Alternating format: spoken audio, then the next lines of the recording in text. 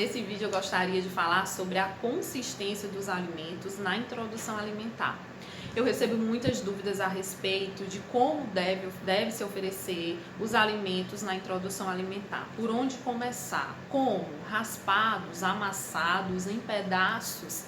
Então, neste vídeo eu vou explicar como que deve ser introduzido, como deve ser essa consistência dos alimentos na introdução alimentar complementar. Então você, na introdução alimentar, ela é um leque de novidades. Então, quando chega o momento de você oferecer qualquer tipo de alimento, você se faz várias perguntas. Como que eu devo oferecer? Amasso com garfo, raspo ele, ralo ou cozinho e amasso tudo bem amassado para facilitar para essa criança engolir e não ter nenhum tipo de trabalho? Para não evitar engasgo, a gente sempre pensa isso, tá? Mas deixa eu explicar um pouco para vocês. Antes de mais nada, acredito que vocês já sabem que não deve se liquidificar esses alimentos, não deve amassar esses alimentos até que ele fique no formato de purê. A gente não pode, além de liquidificar, peneirar esses alimentos, porque quando eu faço isso, fica um líquido, esse alimento fica mais líquido e muito pastoso. Então, o que é que acontece? A criança recebe esse alimento, bota na boca, faz esse movimento e engole. Pronto, é só isso que ela faz. Então, ela não tem um desenvolvimento e um aprendizado em relação à mastigação. E na introdução alimentar é crucial que essa criança, ela aprenda a mastigar.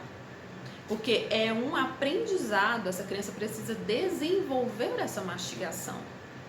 E não é fácil desenvolvê-las. Então, eu preciso ajudar essa criança a desenvolver essa mastigação. Então, se eu liquidifico, peneiro, amasso bem amassado, eu estou tirando a oportunidade dessa criança de aprender a mastigar. Então, não se utiliza nenhum desses utensílios. Sim, a gente utiliza um garfo, para amassar esse alimento e assim ficar pequenos gominhos desses alimentos.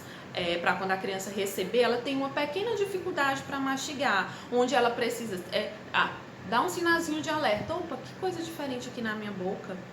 Deixa eu tentar amassar com mais força. Deixa eu tentar colocar aqui para o lado. Deixa eu tentar colocar para o outro. Então, a gente dá uma dificuldade para essa criança, para ela ir trabalhando e desenvolvendo. Claro que a gente quer sempre facilitar, mas quando eu facilito, eu também tiro a oportunidade do meu filho de aprender a mastigar, de desenvolver os músculos da face, né? Então, a gente não pode oferecer um alimento totalmente liquidificado e pastoso para essa criança. A gente tem que evoluir isso. Então, como que a gente deve fazer? Amassar com garfo, raspar, ou então ralar esse alimento e deixar pequenos pedacinhos, tá? Porque aí conforme o tempo você vai evoluindo essa consistência. Não é amassou, no outro dia amassa de novo do mesmo jeito, no terceiro dia amassa de novo do mesmo jeito. Não. Todo dia você vai diminuir um pouco esse amassado, porque com 8, 9 meses, por exemplo, essa criança já é para comer alimentos parecidos com a consistência da alimentação da família. Então, para isso, ela precisa aprender. Se ela ficar paradinha ali, só comendo os alimentos amassados, se amassar todo dia do mesmo jeito esse alimento, ela não vai ter evolução nenhuma. E ela precisa evoluir. Porque com 9 meses, ela já vai estar fazendo um movimento de pinça, pegando os alimentos com esses dedinhos, colocando na boca. E se você oferecer só alimento fácil para ela mastigar, colocar na boca e engolir, ela não vai aprender a pegar os alimentos, colocar na boquinha, amassar, mastigar uma carne, mastigar um arroz, mastigar um feijão, um milho. Não vai. Você quer que seu filho evolua? Quer que ele coma milho? Quer que ele coma carne? Quer que quando chegue com 1 ano de vida, ele esteja com a mastigação super afiada? Então, para isso, você precisa começar todo esse processo agora. Agora, com 6 meses de vida. Eu tenho medo dele engasgar. Não, gente, não vai engasgar. A criança tem um reflexo de gag. Aqui mesmo no meu Instagram eu tenho vídeos falando sobre esse reflexo de gag, que é natural. E não é um engasgo, mas um reflexo natural do corpo para evitar que essa criança engasgue. Então, procure aqui nos meus vídeos para você ver como funciona o reflexo de gag e tire todo o seu medo em relação a engasgos, tá? Então, quando eu tenho uma consistência adequada, eu tenho um alimento consistente, onde eu coloco ele na colher e ele fica firme, e eu coloco se eu for fazer a alimentação participativa, eu colocar na boquinha do bebê. E aí essa criança tem um trabalhinho que eu já falei, porque esse alimento vai numa consistência mais com pequenos grumos. Se eu for oferecer para essa criança um alimento em pedaço, esse alimento em pedaço, ele também precisa estar na consistência adequada.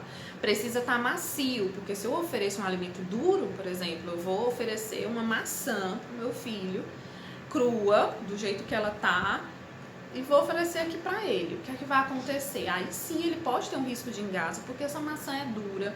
E se essa criança não tem dente, ela não consegue fazer mastigação, ela vai mastigar com a gengiva, é durinha, e aí isso pode ocasionar um engasgo. Então o que é que tem que ser feito? A gente tem que facilitar um pouco.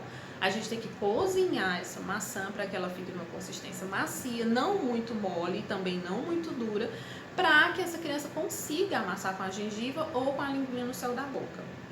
Então essa seria a consistência adequada, tá? Em relação a caldos, né, a sopas, eu não devo oferecer. Se é rotina da sua família comer sopa, não tem problema você oferecer, mas isso não pode ser uma rotina. Por quê? Porque sopas, caldos, têm uma densidade de energia, tem uma densidade energética muito pequena, baixa. Porque quando eu como sopa, acredito que você também, o que é que acontece? Daqui a pouco a gente sente fome de novo. Por quê? Porque a energia foi pouca, aquela densidade calórica foi muito pouca para mim. Porque é tudo muito misturado, é legume, é água, é cereal, tudo misturado. Então, às vezes, tem mais água do que legume, tem mais água do que cereal. Então, tem baixa quantidade calórica e, consequentemente, tem baixa quantidade também de nutrientes. Então, não é ideal oferecer todos os dias sopa, até porque quando eu vou oferecer uma sopa, eu amasso ela todinha, ela fica toda misturada, fica de uma cor só, fica de uma consistência só, de um gostinho só, porque na hora que você coloca na boca, você não sente o gosto diferente de batata, de macarrão, de carne, é tudo misturado. Então essa criança, ela vai adorar no início, porque é tudo muito misturado, são vários sabores misturados, mas conforme o tempo ela vai acabar enjoando dessa comida da mesma cor, com o mesmo gosto, com a mesma textura. E claro, também não vai evoluir nem um pouco a mastigação, né? E isso pode acontecer o quê? Ramone, então se eu der um alimento para ela, essa comida totalmente amassada, o que pode acontecer no futuro? Eu vou ter prejuízo? Sim, você vai ter prejuízos. Essa criança, ela não vai conseguir mastigar carne, principalmente. Tem muita criança que chega no consultório que só chupa a carne, com 1 ano, 2 anos, só chupa a carne e joga fora. Por quê? Por conta que não consegue mastigar alimentos fibrosos, né? Que requerem uma mastigação mais forte, que é a carne, por exemplo. Não consegue. Então, seu filho pode ter dificuldade para mastigar e, consequentemente, vai sentir muitas náuseas, pode até chegar a vomitar por conta disso, vai resistir, não vai querer comer arroz, feijão, carne, a comida normal da família, não porque ele não tenha vontade de comer, mas sim porque ele não consegue mastigar, porque ele não aprendeu a mastigar, e aí vai ter que começar tudo de novo, uma evolução lá do início da introdução alimentar. A gente tem que começar com a ajuda de fono, né, com a fonoaudióloga, para ensinar essa criança a mastigar. Então são muitas perdas, porque quando eu tenho uma consistência adequada,